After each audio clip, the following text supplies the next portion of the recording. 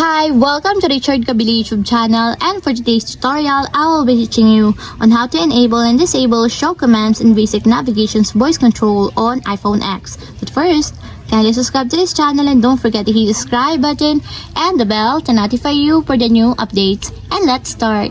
Using your iPhone X from your home screen, first go to Settings. Then in the settings, scroll down and find the accessibility and then top. Then in the accessibility, scroll down again and go to physical and motor section and then tap the voice control. Then after that, in this part in the voice control, go to this section and then tap the customize commands. Then in the customize commands, tap the basic navigation. Then after that, in the basic navigation, find and tap the show commands.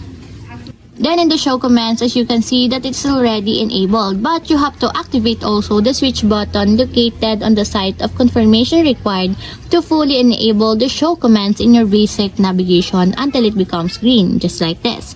And if you want to disable or turn off, just tap again the switch button just like this.